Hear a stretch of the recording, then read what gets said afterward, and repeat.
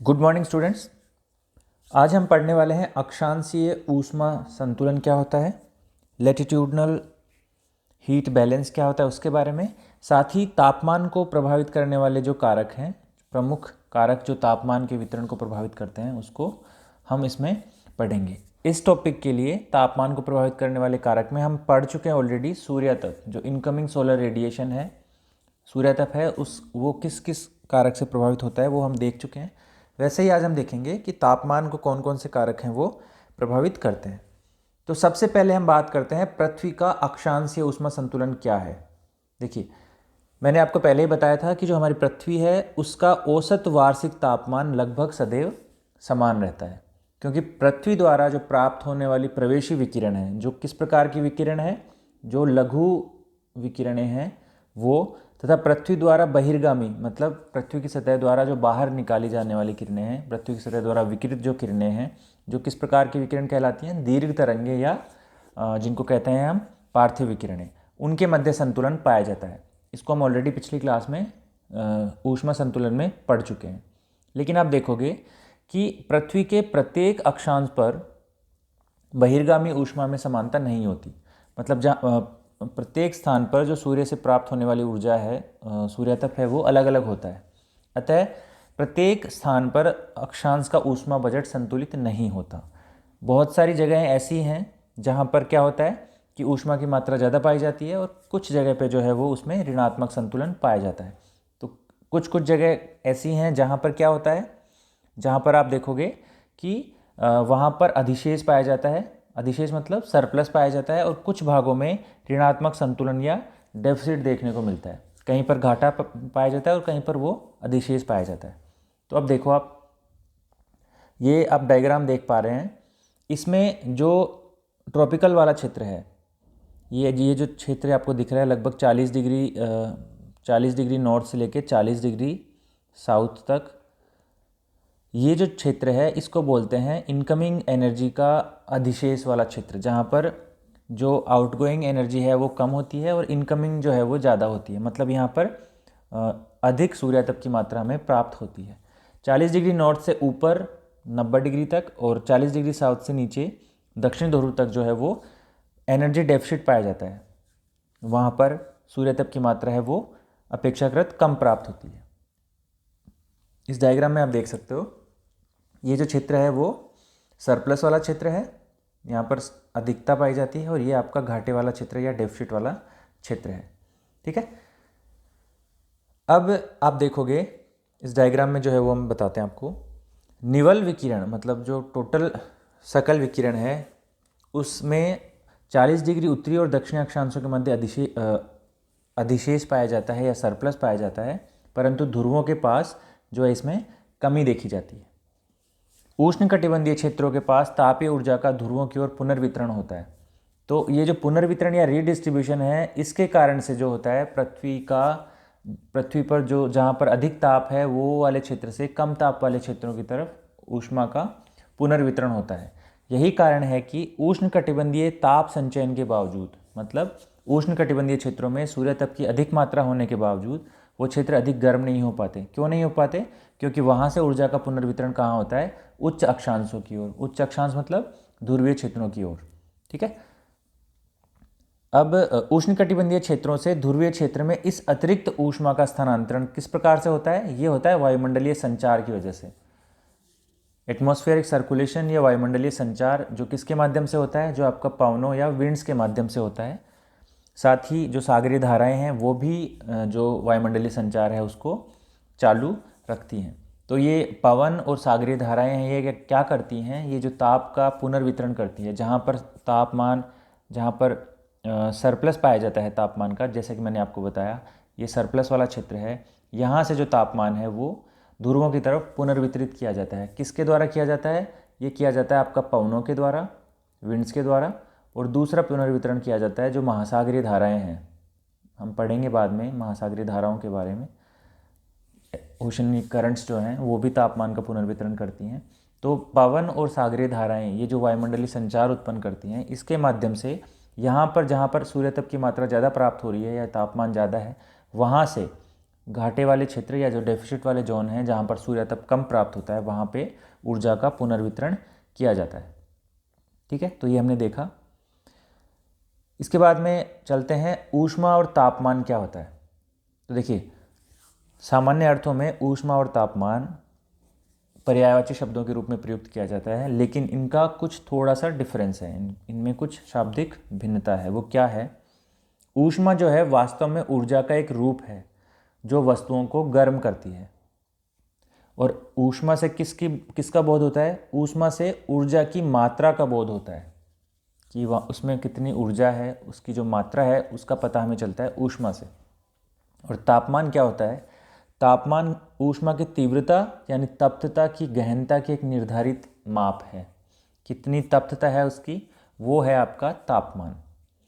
तापमान किसी पदार्थ की ऊष्मीय अवस्था को प्रकट करता है और तापमान में अंतर होता है, उससे ही ये डिसाइड होता है कि ऊष्मा का जो संचार है वो किधर होगा। मतलब ऊष्मा की जो गति है या उसका जो परिवहन है या जो उसमें उसका आदान प्रदान है वो किस दिशा में होगा, ये निर्धारित होता है तापमान में अंतर के द्वारा। तो ये थोड़ा सा था। अब आप देखिए, फ़ारेनहाइट स्केल और सेल्सियस स्केल है, इसमें कई बार प्रश्न पूछा जाता है कि फ़ारेनहाइट को सेल्सियस में चेंज करो।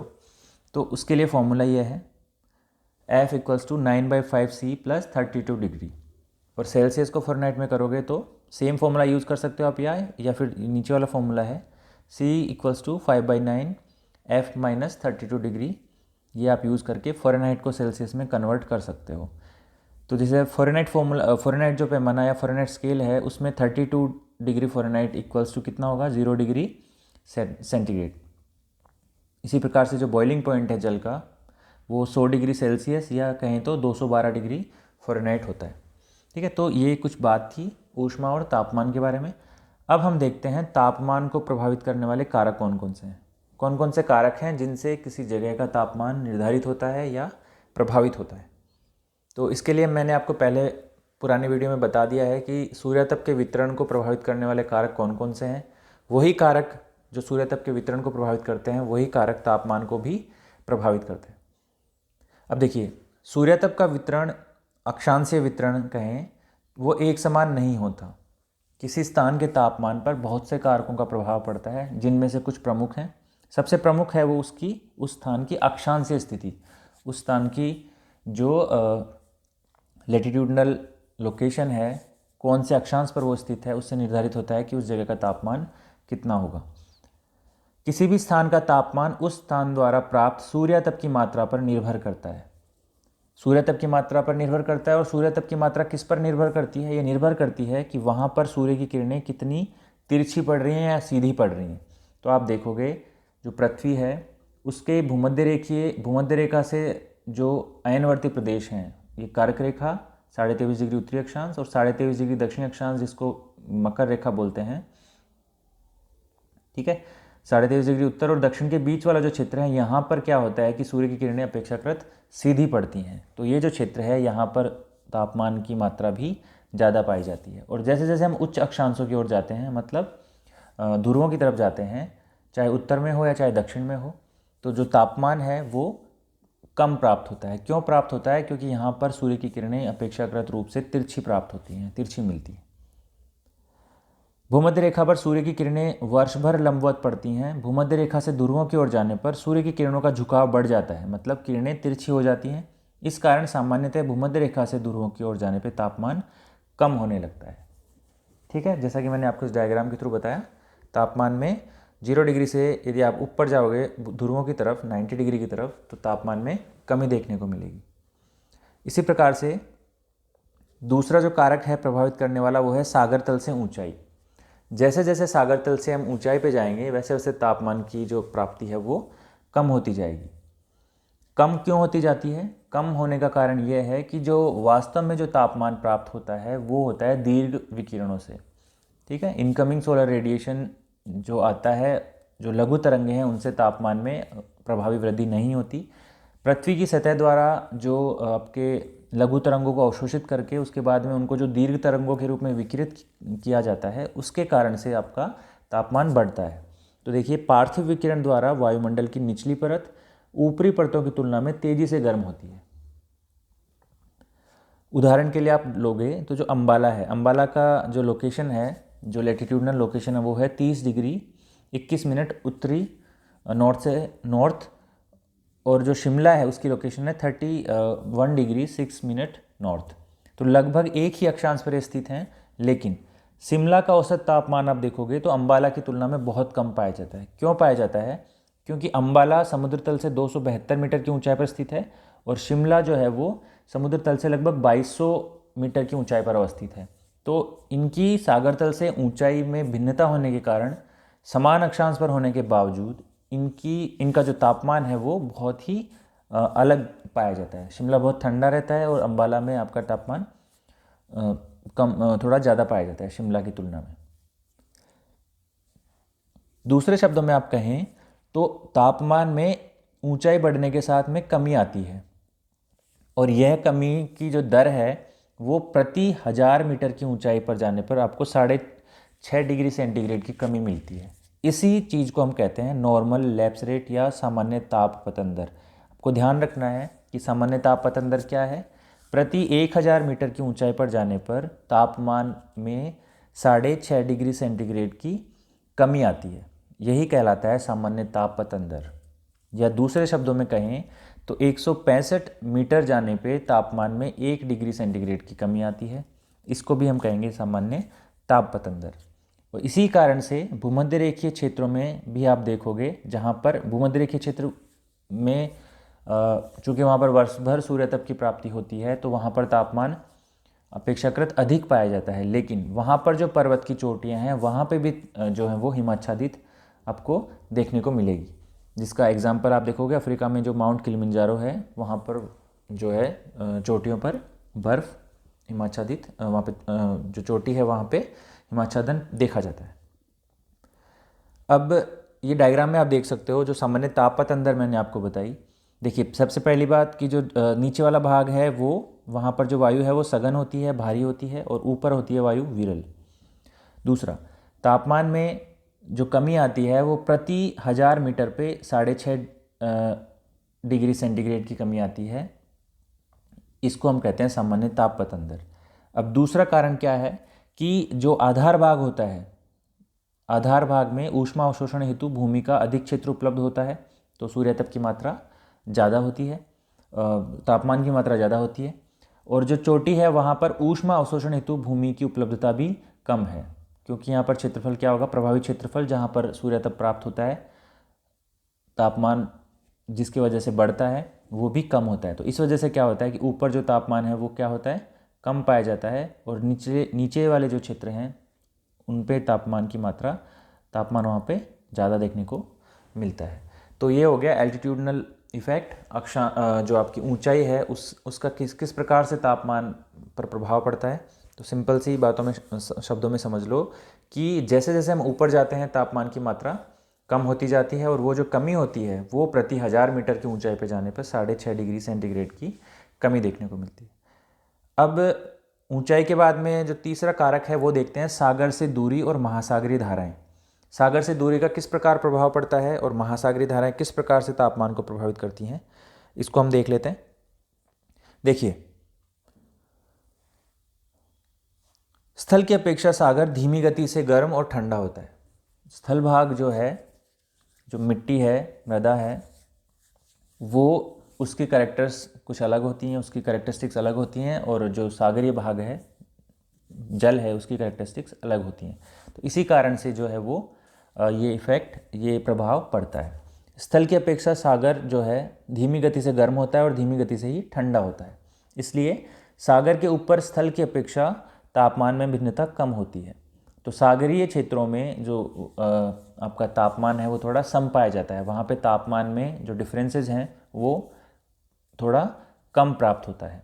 जैसे आप देखोगे तटीय क्षेत्रों में दिन के समय सागर समीर चलती है और रात के समय वहाँ पर स्थल समीर का अनुभव होता है। ठीक है, ये आपका लोकल विंड्स में हम पढ़ेंगे, स्थानीय पवनों में हम पढ़ेंगे सागर समीर क्या होती है, स्थल समीर क्या होती है, तो उसका प्रभाव पड़ता है। तटीय क्षेत्रों के तापमान पर इसका समकारी प्रभाव होता है। समकारी का मतलब वहाँ पे न तो तापमान ज़्यादा बहुत अधिक हो पाता है, ना ही तापमान बहुत कम हो पाता है। ठीक है, तो ये अब देखो आप, ठंडी और गर्म महासागरीय धाराएं तटीय क्षेत्रों के तापमान को प्रभावित करती हैं। महासागरीय धाराएं जैसा कि मैंने आपको बताया कि तापमान का पुनर्वितरण करती हैं। तो यदि ठंडी सागरीय धारा होगी तो वो जहाँ भी जाएगी अपना जल लेके, तो आसपास के क्षेत्र को वो ठंडा कर देगी, अर्थात वहाँ पे तापमान में कमी आएगी। और गर्म जो जलधारा है वो तापमान को बढ़ा देगी। गर्म जलधाराओं के कारण समीपवर्ती क्षेत्रों का तापमान सामान्य से अधिक हो जाता है। इसी प्रकार ठंडी धाराएं अपने निकटवर्ती क्षेत्रों के तापमान को कम कर देती हैं। उष्णकटिबंधीय और उपोष्णकटिबंधीय क्षेत्रों के पश्चिमी तट पे आप देखोगे तो वहाँ पे ठंडी धाराएं प्रवाहित होती हैं, जिसके कारण यहाँ का जो क्षेत्र है, यहाँ का जो तटीय क्षेत्र है, वहाँ पे तापमान अपेक्षाकृत कम होता है, वायुदाब वहाँ पर अधिक पाया जाता है। ठीक है, साथ ही दैनिक और वार्षिक तापांतर भी यहाँ पर कम देखने को मिलते हैं। उष्णकटिबंधीय और उपोष्णकटिबंधीय क्षेत्रों के पूर्वी तट के साथ गर्म महासागरीय धाराएं प्रवाहित होती हैं। जहाँ पे गर्म महासागरीय धाराएं प्रवाहित होंगी वहाँ पे तापमान अधिक पाया जाता है। वायुदाब वहाँ पे किस प्रकार होगा? वायुदाब वहाँ पे निम्न होगा, लो प्रेशर वहाँ पे क्रिएट होता है। उच्च अक्षांशों के पूर्वी तट के साथ ठंडी महासागरीय धाराएं प्रवाहित होती हैं, जिसके कारण यहाँ पर तापमान अत्यधिक कम होता है। और उच्च अक्षांशों के पश्चिमी तट पे गर्म महासागरीय धाराएं होती हैं, जिसके कारण इन क्षेत्रों में ग्रीष्म ऋतु अपेक्षाकृत कम गर्म और शीत ऋतु अपेक्षाकृत मृदु या वहाँ पे जो ठंड होती है वो कम प्राप्त होती है। ठीक है, तो इसका एग्जाम्पल आप देखोगे तो जो उत्तरी अटलांटिक प्रवाह है, उत्तरी अटलांटिक ड्रिफ्ट या नॉर्थ अटलांटिक ड्रिफ्ट है, एक गर्म महासागरीय धारा है। पश्चिमी यूरोप के तटीय क्षेत्रों जैसे नॉर्वे और ब्रिटिश आइलैंड के तापमान को गर्म रखती है और बंदरगाहों को हिम मुक्त रखती है। मतलब वहाँ पे जब चूँकि गर्म जलधारा आती है, इसकी वजह से वहाँ पे जो है बर्फ़ जम नहीं पाती और वो क्या बंदरगाहों के लिए ये उपयुक्त दिशा प्रदान करती है। ये डायग्राम है ओशन करंट्स का, इसको हम डिटेल से पढ़ेंगे जब महासागरीय धाराएं पढ़ेंगे। इसमें आप देख लीजिए कुछ एग्जांपल्स आपको बता रहा हूँ यहाँ पे मैं। देखिए, जनरली जो धारा ऊपर ध्रुवों से भूमध्य रेखा की ओर आएगी वो ठंडी जलधारा होती है, और भूमध्य रेखा से, ये इक्वेटर है, भूमध्य रेखा है, यहाँ से यदि कोई धारा ऊपर जाएगी जनरली तो वो, ये सामान्यकृत बात बता रहा हूँ मैं, कि यदि भूमध्य रेखा से ऊपर की ओर कोई धारा जाएगी तो वो गर्म जलधारा होगी, और ध्रुवीय क्षेत्रों से भूमध्य रेखा की ओर जो धारा आएगी वो ठंडी जलधारा होगी। अब इस डायग्राम में आप देखिए कि बहुत सी, जैसे कैलिफोर्निया है, ये आपकी ठंडी जलधारा है। ठीक है, कमचटका ठंडी जलधारा है, ओयोशिवो ठंडी जलधारा है। इसके अलावा जो गर्म जलधारा हैं, जैसे प्रमुख जो गर्म जलधारा है आपकी गल्फ स्ट्रीम है। ठीक है, ये आप देखिए गल्फ स्ट्रीम, ये गर्म जलधारा है। कनारी है वो ठंडी जलधारा है, कोल्ड करंट है ये। इसके अलावा बेंगुला है, एक ठंडी जलधारा है। तो ये जो भी जिस प्रकार की भी ओशन करंट होगी, महासागरीय धारा होगी, वो अपने अनुसार उस क्षेत्र को प्रभावित करेगी। यदि ठंडी जलधारा है तो वहाँ का तापमान कम कर देगी, और यदि गर्म जलधारा है तो वहाँ का तापमान बढ़ा देगी। और जहाँ पर भी आपको मिलेगा कि ठंडी और गर्म जलधाराएं मिल रही हैं, वहाँ पे आपको कोहरा प्राप्त होता है। ठीक है, तो ये हम देखेंगे बाद में जब ओशन करंट्स पढ़ेंगे, इनके बारे में डिटेल से पढ़ेंगे कि कौन सी प्रकार की जलधारा किस प्रकार की है और वहाँ के तापमान को किस प्रकार प्रभावित करती है, उसको हम देखेंगे। तो इसमें जैसे अभी बताया था एग्जाम्पल में, जो नॉर्थ अटलांटिक ड्रिफ्ट है ये एक गर्म जलधारा है। ये यूरोप के और नॉर्वे के इन क्षेत्रों में जो है वो बर्फ़ जमने नहीं देती। ठीक है, बर्फ़ की मात्रा को, बर्फ़ का जो जमती है वो कम कर देती है, क्योंकि ये गर्म जलधारा है। तो इस प्रकार से ये यहाँ पर बंदरगाहों के लिए उपयुक्त दशाओं का निर्माण करती है। इसी प्रकार से गल्फ स्ट्रीम और लेब्राडोर है, ये दोनों मिलती हैं वहाँ पे, मत्स्यन के लिए उपयुक्त दशाएं उत्पन्न होती हैं। तो आप देखोगे कि जो जलधाराएं हैं वो क्या करती हैं, तापमान का पुनर्वितरण करती हैं। और किस प्रकार से पुनर्वितरण करती हैं, मैंने आपको बताया था कि जो 40 डिग्री नॉर्थ से लेके 40 डिग्री साउथ तक का क्षेत्र है, ये जो क्षेत्र है, यहाँ पर जो है तापमान ज़्यादा पाया जाता है, तापमान की मात्रा यहाँ पे ज़्यादा पाई जाती है। ठीक है, अब ये जो ज़्यादा तापमान है, यहाँ से जब जलधारा ऊपर जाएगी तो वो क्या करेगी कि यहाँ के तापमान को संचरित करेगी उच्च अक्षांशों में, ध्रुवों के आसपास वाले क्षेत्रों में। ठीक है, तो इस प्रकार से क्या करती है, तापमान का क्या करती है, रीडिस्ट्रीब्यूशन या पुनर्वितरण करती है। तो समझ में आया आपको कि किस प्रकार से जो सागरीय धाराएं हैं ये तापमान को पुनर्वितरित करती हैं।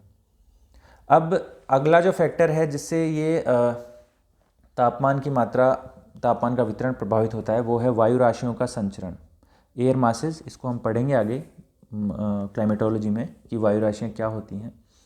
उनका जो परिसंचरण या संचार होता है वो भी तापमान के पुनर्वितरण को करती है। गर्म वायु राशियों से प्रभावित होने वाले स्थान का तापमान अधिक हो जाता है, और जहाँ पर ठंडी वायु राशि होती है वहाँ पे जो स्थान है वहाँ पे तापमान में कमी देखने को मिलती है। ठीक है। अब देखिए, हालांकि इन वायु राशियों का प्रभाव उस अवधि तक सीमित रहता है जब तक कि ये उस स्थान पर रहते हैं।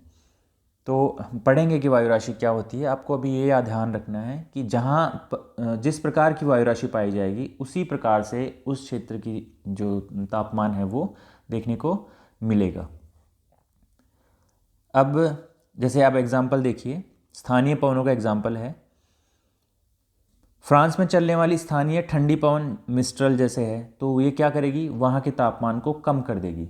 इसी प्रकार से एक और एग्जाम्पल है, सहारा के रेगिस्तान में चलने वाली सिरोको एक गर्म पवन है जो इटली, माल्टा आदि के तापमान को बढ़ा देती है। तो ये किस पर डिपेंड करेगा, ये इस पर डिपेंड करेगा कि वहाँ पे चलने वाली पवन किस प्रकार से है। यदि वो ठंडी होगी तो वहाँ के स्थान को, तापमान को कम कर देगी, और गर्म होगी तो वहाँ पे तापमान को बढ़ा देगी। इसके बाद में एक और फैक्टर है जो तापमान के वितरण को प्रभावित करता है, वो है स्लोप, शेल्टर एंड एस्पेक्ट। छाया, ढाल और उसका अभिमुखन। ढाल का अभिमुखन या एस्पेक्ट क्या है। तो देखिए, पर्वत का जो ढाल सूर्य के सामने होता है, ठीक है, जहाँ जैसे मान लो ये पर्वत है, यहाँ पे सूर्य है, तो जहाँ पे जो ढाल सामने होता है वहाँ पर सूर्य की किरणें ऑब्वियसली सीधी पड़ेंगी। इस कारण से प्रत्यक्ष किरणों से अधिक ऊर्जा मिलने के कारण तापमान बढ़ जाएगा। और जो विपरीत ढाल वाला, ये जो इसके ऑपोजिट साइड में है, वहाँ पर सूर्य तप की मात्रा कम प्राप्त होती है। इस प्रकार से जो आपका है वो ढाल ये प्रभावित करता है कि वहाँ पे तापमान किस प्रकार होगा। पर्वतों के खड़ी ढाल पर मंद ढाल की अपेक्षा तापमान में तेजी से परिवर्तन का अनुभव होता है। जहाँ के ढाल खड़े हैं वहाँ पे जो है तापमान में तेजी से परिवर्तन देखने को मिलता है। जैसे ऑल्प्स पर्वत श्रृंखलाएं जिनका संरेखण पूर्व पश्चिम दिशा में है, के उत्तरी ढालों की अपेक्षा दक्षिणी ढालों के सूर्य विमुख होने के कारण यहाँ तापमान अधिक प्राप्त होता है। तो आप देख सकते हो कि ढाल का किस प्रकार से प्रभाव पड़ता है।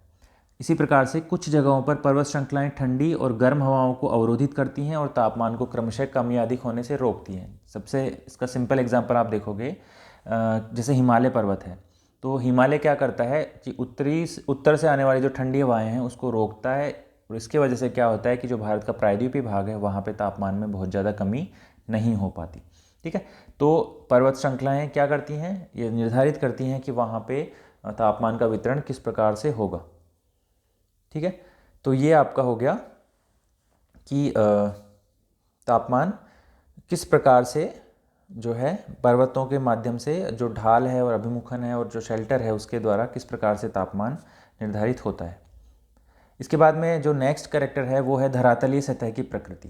देखिए, जो सूर्य की जो किरणें हैं वो जब किसी सतह पे पड़ती है तो ये निर्भर करता है, यदि वो उसको रिफ्लेक्ट कर देगी, वापस परावर्तित कर देगी, अवशोषण नहीं करेगी, तो वो क्या होगा, तापमान ज़्यादा नहीं बढ़ पाएगा।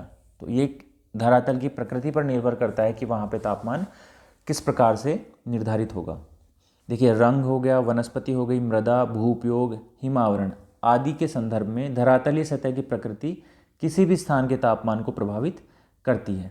और किस प्रकार प्रभावित करती है, देखिए आप, उष्ण और उपोष्ण कटिबंधीय मरुस्थलीय भागों में तापमान उच्च पाया जाता है। क्यों पाया जाता है, क्योंकि यहाँ पर रेतीली सतह होती है, और रेतीली सतह जो है वो सौर विकिरणों के अधिकांश भाग को अवशोषित कर लेती है। इसके वजह से वहाँ पे तापमान में वृद्धि देखने को मिलती है। इसी प्रकार से जो भी बर्फीले क्षेत्र हैं जहाँ पे हिमाच्छादन होता है, जहाँ पे हिम रहती है, उन क्षेत्रों का एल्बिडो ज़्यादा होता है, और एल्बिडो ज़्यादा होने की वजह से ये सूर्यतप की अधिकांश मात्रा को बिना अवशोषित किए परावर्तित कर देते हैं। मैंने जैसे आपको जब हीट बजट पढ़ाया था तो उसमें कहा था कि पृथ्वी का जो औसत एल्बिडो है वो होता है 35 का मतलब है कि 35 भाग 100 इकाई में से ऐसे होते हैं जो वापस वायुमंडल द्वारा लौटा दिए जाते हैं, और उसका जो प्रभावी तापन है पृथ्वी का उसमें कोई योगदान नहीं होता। तो जो हिम है उसका एल्बिडो ज़्यादा होता है, तो उससे क्या होता है, जो तापमान है वो ज़्यादा नहीं हो पाता वहाँ पे। अब देखिए, सघन वनस्पति प्रवेशी सूर्य की विकिरण की अधिकांश मात्रा को कम कर देती है और कई स्थानों में सूर्य का प्रकाश कभी भी सतह तक नहीं पहुंच पाता।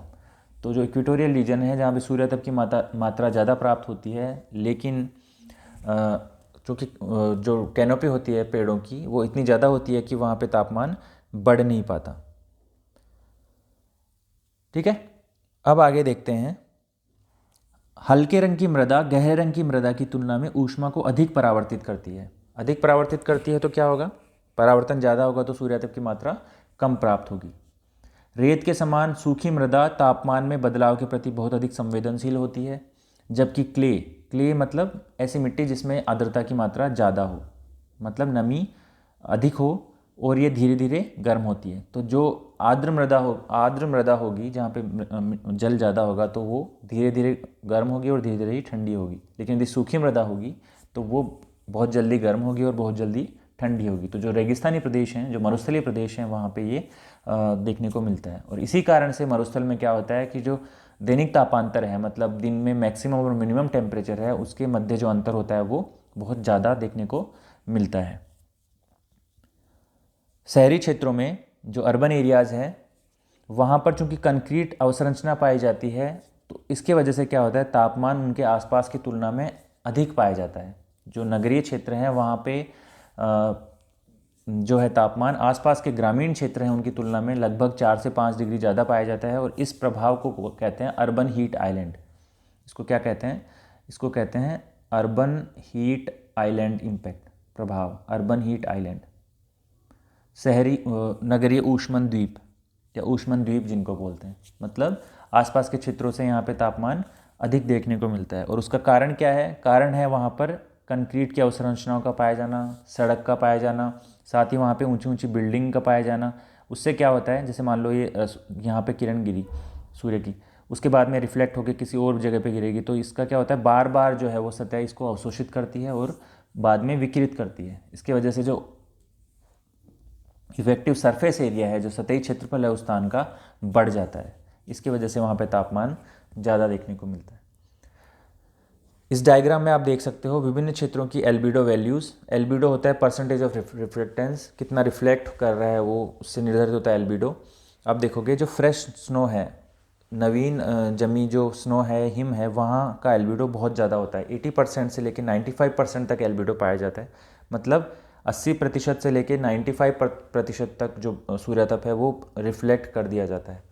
इसी प्रकार से घास तल का देखोगे आप 25 से 30 के आसपास होता है। ठीक है, एसफॉल्ट जो है जिस पे रोड बनती है उसका एल्बिडो 5% से लेकर 10% ही होता है। मतलब वो लगभग 90% जो रेडिएशन है उसको एब्जॉर्व कर लेता है। तो आप देखोगे कि अलग अलग क्षेत्र का अलग धरातल का एल्बिडो अलग अलग पाया जाता है। उसी कारण से अलग अलग सतह अलग अलग तापमान को मतलब अलग अलग जो इंसोलेशन है उसको एब्जॉर्व करती है या रिफ्लेक्ट करती है।